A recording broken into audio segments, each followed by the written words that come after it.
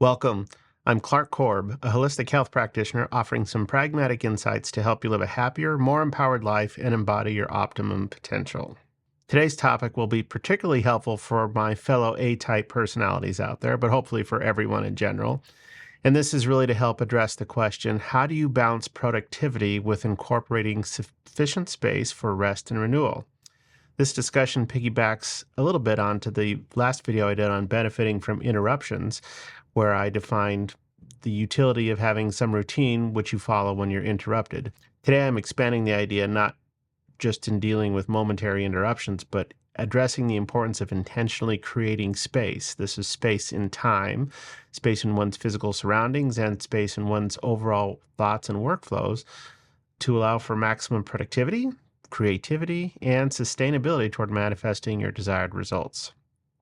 And really, this creating space goes hand in hand with properly designing constraints, which govern our decisions, our milestones, boundaries, and these sorts of things when planning projects and goals.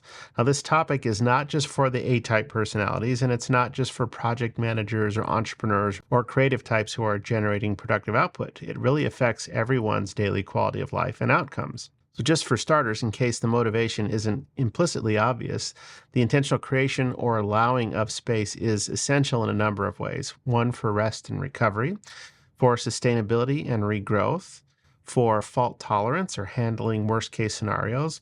It's also important for emotional reinforcement or avoiding burnout. Creating space is also important for cultivating an optimum creative flow. If you think about having a plan or a project that you're designing, and if you're scripting out every single detail of every action that may be possible in an action plan, that can be exhausting, and it can also be very expensive, measured in time, energy, or the resources that you allocate to planning. And also, it kills spontaneity and improvisation.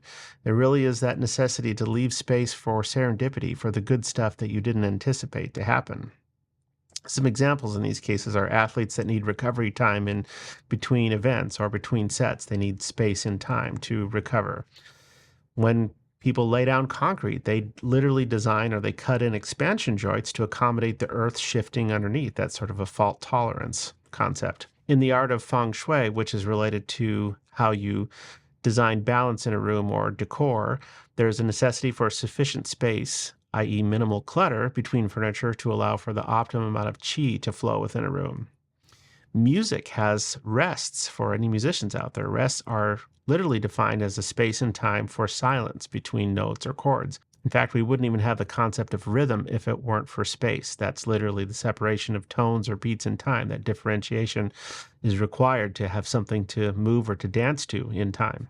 What I'm proposing here is that creating appropriate space in all these contexts is tantamount to designing proper constraints for a project. And I think it's very useful to think of this in a number of ways. And keep in mind, in this context, project can really be anything. It can be a detailed business plan or a design project. It can be publication of creative content. It could be a vacation or a weekend getaway. It can be an afternoon of domestic chores at the house, or it could even be going on a date or a social outing. If we can look at all of these things as different projects, then applying constraints to these projects is very useful. So why does designing appropriate constraints matter? Constraints really help us clarify the most important objectives or values that we have.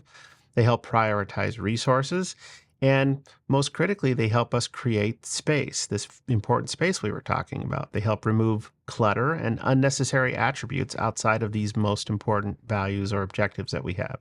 They also help simplify making decisions with trade-offs. When a project, and again, project is loosely regarded as I've defined it above, it can be anything in our life really.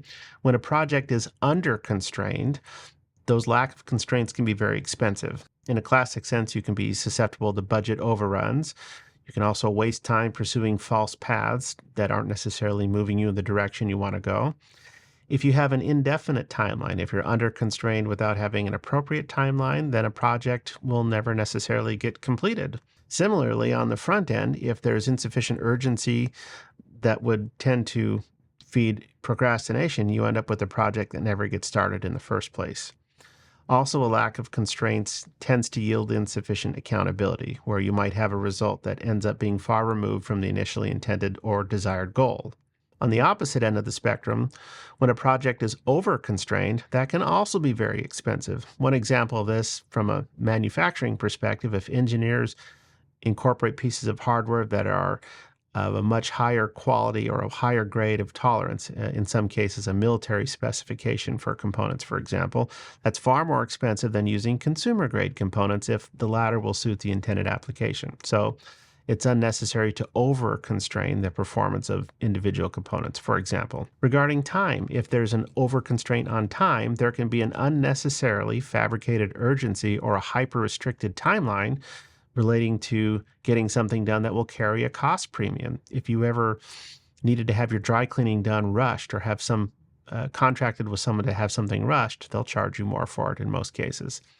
Also, if you force too tight or too short of a deadline in time, that can often yield either a premature outcome or lower quality work. So outside of time, if there's an over constraint on how rigid something must be done, then you tend to unnecessarily narrow options and creative potential solutions for how it might be done. And in the case of living your everyday life, this might result in missing opportunities for spontaneous fun or excitement on a trip or a date. So what's the sweet spot for setting constraints if there are these drawbacks for being insufficiently constrained or excessively over-constrained? A great first step is to step back and reevaluate high-level intentions or overall objectives. And this starts by revisiting your core values. In revisiting core values, it can be useful to identify what is the most important single outcome to be achieved. Say, for example, you're attending an event or a seminar or a class. It can be useful to have in mind the question, what is the one takeaway that will make attending this event or this class worthwhile?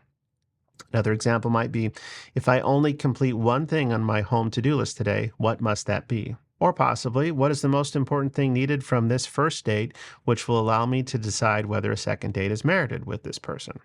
Those are all examples of clarifying the most important, the most salient value. It's also important to examine, why is this important? Why is it important that this single outcome is achieved? In addition to evaluating or clarifying for yourself why it's important that these singular outcomes be achieved, it's important to step back and look critically at the timeline that's involved. Is this something that's externally or internally imposed? In other words, if it's internally imposed, it's something you're deciding for yourself. Is it something that can be expanded without compromising productive urgency? This is a really great question, especially for those who are in the artistic realm or more creative types, where it's real easy to fall down the rabbit hole of never shipping something, so to speak, because you want to make it perfect. So we're not talking about that. It's taking a real hard, honest look that if you can expand the timeline, if something needs a little bit more time or germination to be fully ready to deliver without losing the urgency in contributing to and moving the project forward. Another factor, if this is an internal timeline and only you can really judge this for yourself, does expanding that timeline improve the outcome or the quality of the work that you'll produce? Whether it's an internal or an external deadline, in other words, an external deadline would be something that's imposed by, let's say, your taxes being due or a contract that you've agreed to. Do you have any wiggle room? Is there a grace period involved?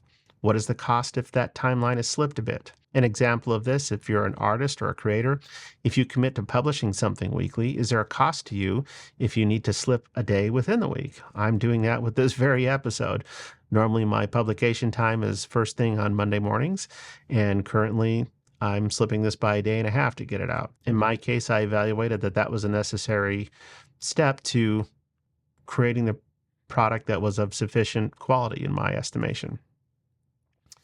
Outside of evaluating the timeline, it's useful to embrace simplicity. When you're interfacing with other people, if you can minimize what you require from them, you're reducing your dependency on what they provide and the quality of what they provide to you. It's also helpful for you to minimize or simplify what you deliver to them. This is the classic under-promise, over-deliver kind of concept.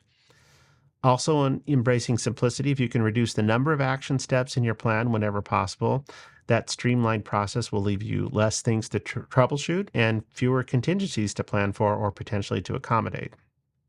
Outside of embracing simplicity, it's useful to minimize your must-haves and be really brutally honest with yourself for what must-haves really mean. In minimizing these must-haves, I find it useful to have a very honest distinction of three different types of targets.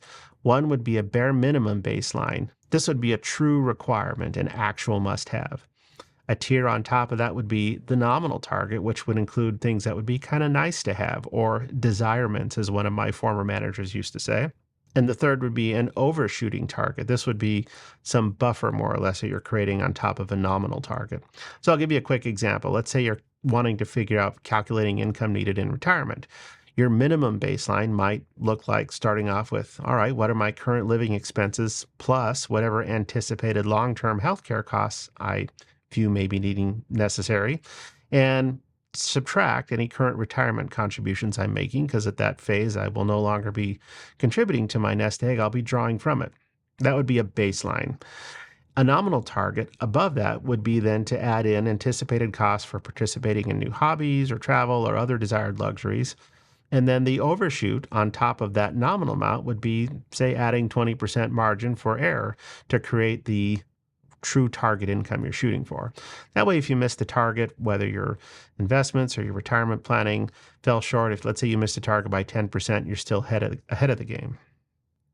Of course, talking about this kind of topic, I would be sure to caution that you account for tax on income drawn to yield this take-home target. For example, if you're drawing from a traditional IRA or 401k or a pension source where it will be taxable income, and assuming you're at a 33% combined federal and state tax bracket, be sure to add 50% to that target value in order to determine the gross or pre-tax income you would need for retirement. In other words, you need to generate 3/2 of your desired take-home draw pre-tax if you're only keeping 2/3 of it after taxes.